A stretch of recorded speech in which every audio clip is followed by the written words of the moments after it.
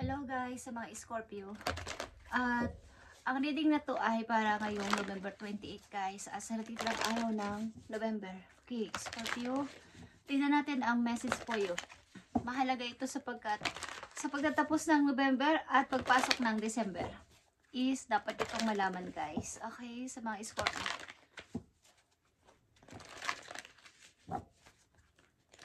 Ang message na to ay galing sa inyong mga mahal sa buhay na wala na dito sa lupa. At mahal na mahal pa rin kayo kahit andun na sila sa spirit world. Okay, Scorpio, tingnan natin ang message sa inyo na napakahalaga para sa mga Scorpio. Ito man ay may kinalaman sa inyong pamumuhay, sa kasalukuyan or sa inyong buhay pamilya, sa buhay pag-ibig o sa buhay may mga anak o buhay single. Okay, Scorpio? Andito ang ancestral wisdom. Okay. About sa inyong mga ninuno na lumisan na. Okay? Itong mga hindi nyo pa nakikilala, mga kanino-nunuan nyo is lagi silang nakabantay para sa inyo dito sa lupa. Ano man ang mangyari. Hindi nila kayo pinababayaan. Hindi nyo man sila kilala o hindi nyo sila naabutan sapagkat mga nanay at nanay ng nanay ninyo ang mga nandun na at tatay na mga tatay ninyo is lagi silang andyan sa inyong paligid. You are our legacy. So yung kanilang mga gustong panggawin na hindi na nila nagawa nung sila ay pumanaw na is gusto nilang gawin nyo pa rin hanggang sa inyong katapusan dito sa mundo. Okay? Habang dito kayo sa mundo, ibig ko sabihin is maaaring may mga gusto silang ipagawa sa inyo or gawin yung mission. Okay? Mga hindi nila nagawa. Tingnan natin. Mga message po you, Scorpio. Sa pagtatapos ng November, at ito ay November 28, 2025. Para to sa iyong sarili. Matuto sa mga na-experience sa buhay. Ano man ang na-experience niya sa buhay, mga malungkot o masaya man yan is matuto. Okay. Andito ang voyage, Scorpio, at ito ay you are already have all the answer. May tinitingnan ka ditong mapa or something. Ito ay Six of Swords. Okay. Na gusto ninyong maglaya, gusto ninyong mag-travel. Kung saan man to is, gusto ninyong lumayo, Scorpio. At siguro may mga naranasan kayong sakit o sinaktan kayo o iniwan. So may gusto kayong kalimutan, may gusto kayong alisan muna para makalimot o tuluyan ang makalimot sa inyong mga naranasan na to. Huwag kang mag-alala is justice is coming para sa'yo. Huwag kang makaisip na gumanti or ano man yan is sa salita man yan is huwag mong isipin na yan. Ang mabuti dito ay nakabangon ka at umpisahan mo ng mag-move on o makalaya. Okay, justice is coming for you. Ano mang klaseng justice ito is ibibigay ito sa'yo ni God. Okay. Maaaring may nagpaasa sa inyo ng pag-ibig. Isang taong mapaglaro, guys. Okay. At maaaring may nangako sa inyo ng kasal sa ilang Scorpio na hindi naging totoo at natapos na lang ng walang, kumbaga hindi nyo alam ang dahilan. Okay, nagtapos na lang ang relasyon na to at gusto nyo makalimot, gusto nyo lumayo at magbagong buhay. Okay, tingnan natin. Ang gustong sabihin sa inyo, so natitirang araw ng November, at ito ay November 28, 2025. Mahalagang message ito po you. Scorpio. Okay, andito ang Six of Cups, guys. Mayroon kayong namimiss sa malayo, Scorpio. At maaaring ito ay mga anak ninyo o anak ninyo na matagal nang malayo sa inyo o matagal nyo nang hindi nakikita. Ang ilan sa inyo ay nag-aalaga ng anak ng may anak pero ang inyong anak ay iniwan o inabili nyo muna sa inyong mga mahal sa buhay para magtrabaho sa malayo at miss na miss nyo na. Okay. Scorpio, tingnan natin ang message po yun na mahalaga. November 28, 2025. Okay. Andito ang The Chaser. Fear of abandonment. Abandonment. Okay. Chasing. Confidences. Meron sa inyo ditong mukhang, hindi ko alam kung kayo ay lacking sa confidence. Kumbaga ay walang tiwala sa sarili at natatakot iwanan o maiwanan. So, ang ilan sa inyo dito ay sa halip na nararamdaman nyo na naiiwan kayo na ang gustong umalis. Natatakot kayong abandonahin. Okay? At ang ilan din sa inyo ay self-sabotage ito na maaaring may kataasan ng pride. Bagamat nalulungkot o bagamat hindi kaya is ang nagsasacrifice ay kayo. Sapagkat alam nyo hindi nyo kaya na wala ang person na to. Pero tinitiis ninyo o ayaw nyong habulin. Okay. Ang ilan naman dito sa inyo ay natatakot na maiwan. Natatakot maabandona. Okay. May gusto dito umalis ng kailang lugar para makalimot sapagkat sa sakit na naranasan. Andito ang The Chaser, guys. Huwag kayong maghabol sa taong hindi karapat-dapat sa inyong pagmamahal at hindi you deserve. Okay. Hayaan nyo sila kung kayo ay iniwan o iiwan kung hindi naman ito nararapat para sa inyo. Okay. Scorpio, tingnan natin ang The Chaser. Okay. Reconciliation is here, guys. And ito ay revealed. May gustong makipagbalikan sa inyo sa kabila ng ginawa niya sa inyo at something. Ito ay dito ang proposal at commitment. Ito ay sobrang kumbaga meron na kasi itong may mga promise na kasi to na magsasama tayo habang buhay o magpapakasal tayo. So meron dito natatakot maiwanan o maabandona. At meron ding nakakommit na kasi siya sa kasunduan at maaaring natatakot sa mga sasabihin ng ibang tao. Ang ilan naman sa inyo dito ay aalis sa lugar na yun sapagkat sa ganong klaseng naranasan. Okay. Scorpio. Sa natitirang araw ng November, guys. Ano ang mga mensaheng gustong sabihin sa inyo? At andito ang inyong mga ancestral, okay, ancestors. Ito ay galing sa inyong ancestral wisdom na message ito, guys, na gusto nilang ipagpatuloy ninyo ang kailang mga hindi natuloy na gagawin dito sa lupa. Lahat ng inyong na-experience o na-experience dito sa mundo na malungkot man o masaya is gawin ninyong halimbawa sa inyong pag-build ulit ng sarili o pagre-rebuild ulit. Parang ano yan pag sa bahay is nagre-renovation. Okay? So, kapag nangyari yon mas gaganda. Okay? Magkakaroon ulit ng maayos sa kapaligiran, maayos na pamumuhay at maayos na Scorpio. Okay? Bagong Scorpio. Tignan natin to, guys.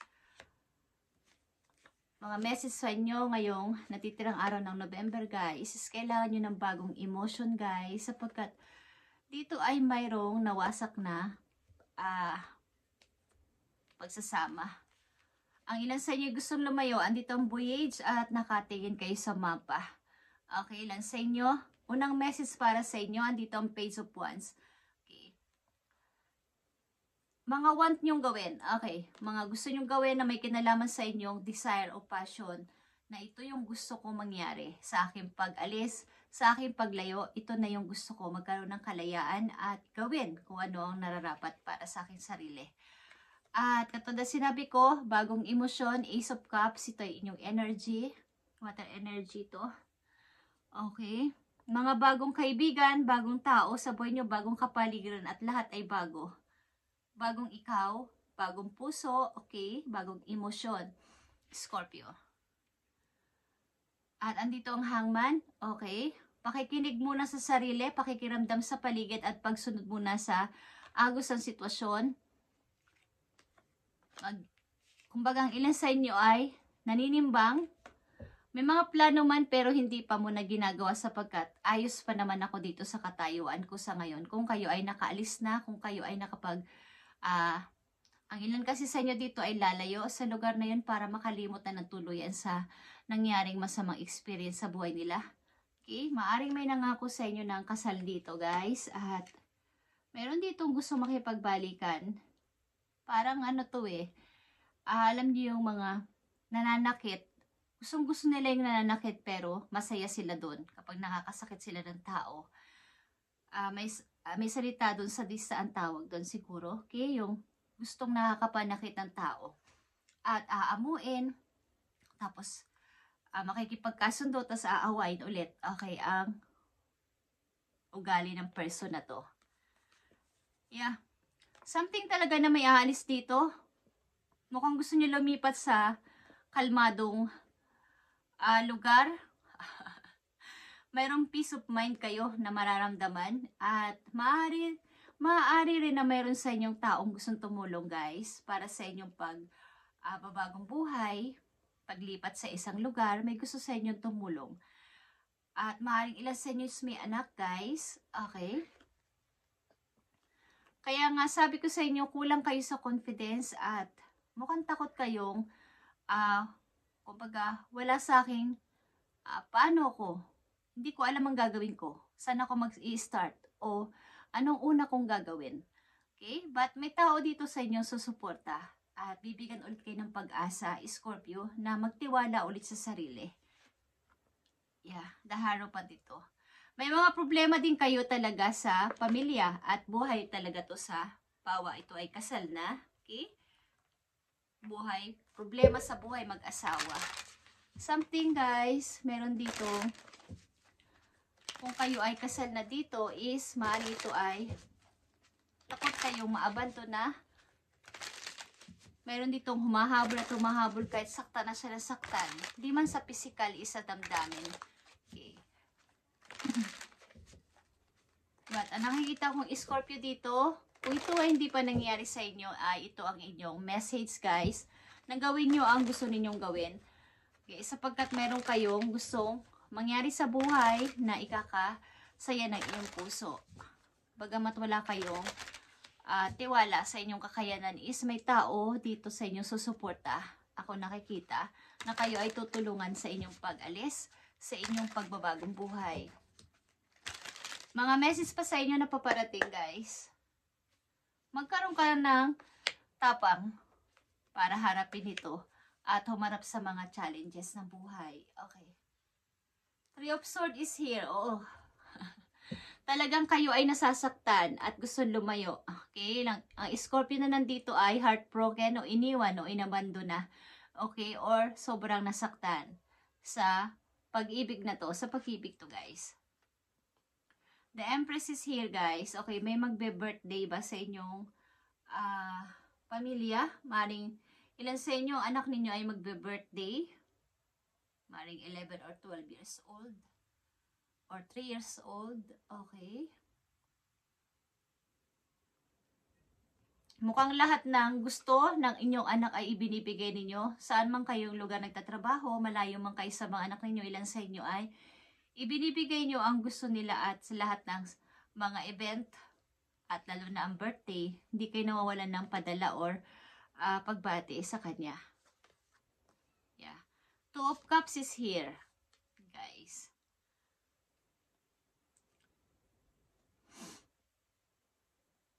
Meron ditong paparating sa buhay mo na isang taong romantiko, guys. Nakatulad mo din na maaaring Sagittarius or Scorpio. Okay. Maaring may partner ka ditong mahahanap na magkatulad kayo ng gusto sa buhay, Scorpio.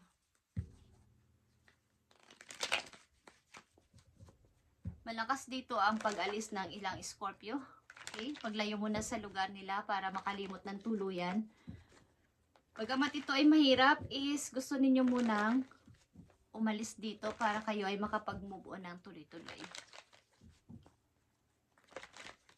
Message sa inyo na yung mga guardian angel, guys.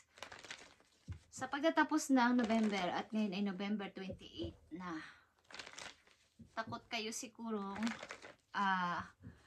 hindi kasi kayo nagkaroon ng kumbaga kalayaan sa person na to. Puro pagmamando siguro ang ginagawa sa inyo.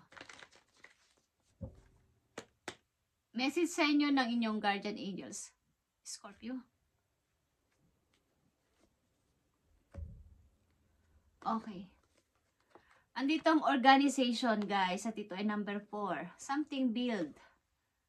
Ano mang klaseng organization ito, pagsali sa mga grupo, or something na may mga kikilala kayo, mga group of people na kayo ay tutulungan ulit makabangon sa buhay, papangaralan, at magiging doon kayo magkakaroon ng sigla ulit. Mabubuhay ulit yung pag-asa. Kasi may mga tao palang pareho kayo ng mga experience sa buhay. Okay? Your plans are on target and everything will flow more smoothly if you add a little organization and discipline to your methods. Okay. The key to success is to allow your creativity to be gentle, guided by logic. Be open to asking for help from someone very intellectual or seek out a mentor. Okay. May mga makikilala kayo ditong tao na kayo itutulungan mag-umpisa ulit sa buhay sa mga Scorpio na nandito. At maaaring magkakaroon kayo ng mga kakilala, mga grupo na kailangan sa inyong paplanuhin na to ay magkaroon kayo ng mga taong mahihingan ninyo ng advice sa inyong papasimulan. Okay? Isang tao dito makikilala nyo na kayo ay tutulungan sa mga bagay-bagay na hindi nyo alam at ito ay may pagka-logic na person. Okay? Message sa inyo, guys. Nakikita nyo ba ang self-love? Okay? Ito ay message galing sa inyong mga tao na minahal nyo nung sila'y buhay pa at mga ninuno ninyo na hindi nyo pa na-meet kahit kailan na nandun na sa spirit world. Okay? Pagmamahal sa sarili this time, Scorpio. Now is the time to love, nurture, and heal yourself. Self-love is not simply a state of mind about feeling good. It's a state of appreciation for yourself that grows and matures from action to take to support your body, mind, and soul. Okay. This time, ang sarili nyo naman ang inyong mahalin. Okay? Panay ang mahal nyo sa iba. At lalo na sa inyong partner na hindi naman kayo binibigyan ng pagpapahalaga. Sa halip ay, maaaring kayo ay sinasaktan pa sa damdamin. Okay? Tinatanggalan ng tiwala sa sarili na, yeah, Scorpio, hindi mo kaya. Wala kang kayang gawin kung wala ako. Okay.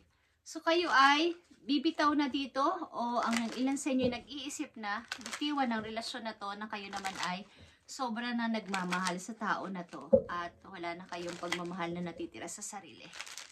Okay?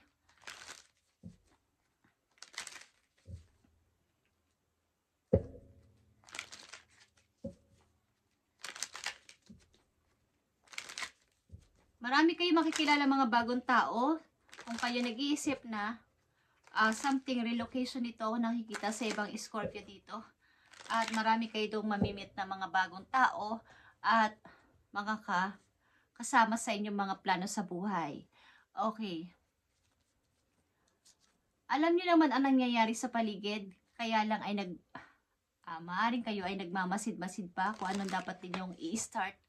At bigyan ng prioritize. Okay. Tingnan natin ang message sa inyo, Scorpio. Last message po yun sa natitirang araw ng November at ngayon ay November 28. Okay.